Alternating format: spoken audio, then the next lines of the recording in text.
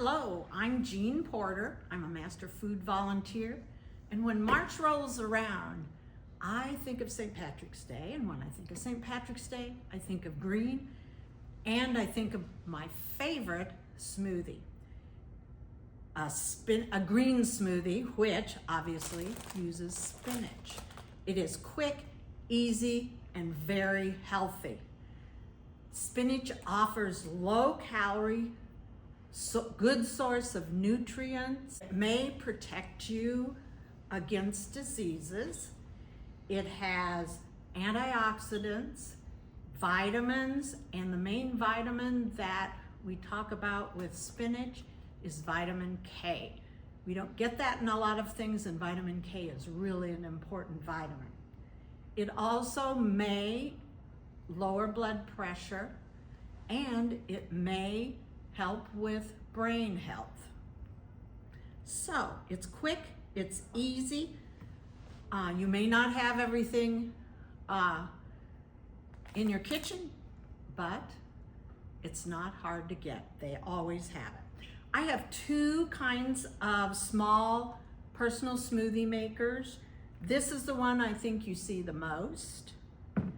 This one is one that we had here at the extension, and I tried it and I realized it's really convenient. So I thought I'd use this today. So when you're making a smoothie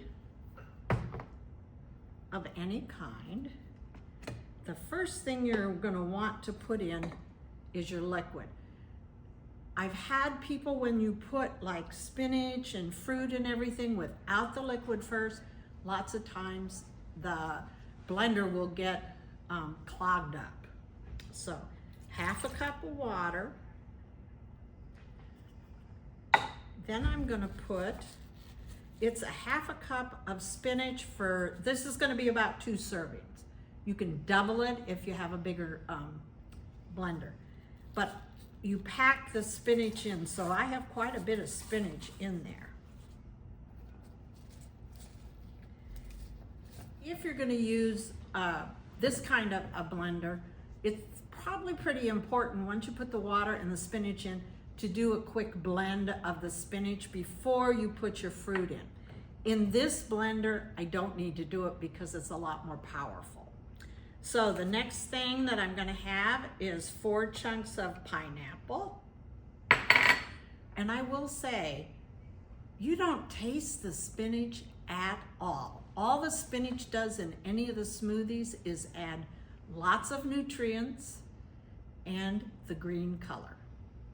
It does not, you don't taste any spinach. And then mango, we've got those over here. And I always get frozen, they last a long time.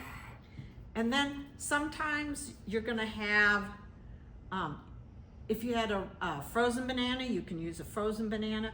This time I had a really ripe banana that I just needed to get rid of. So I'm gonna break it up, kind of stick it in there. This is powerful enough so that you can do it this way. That one, on the other hand, you probably are not. So we've got everything in there. It's time to blend. I think that's done. And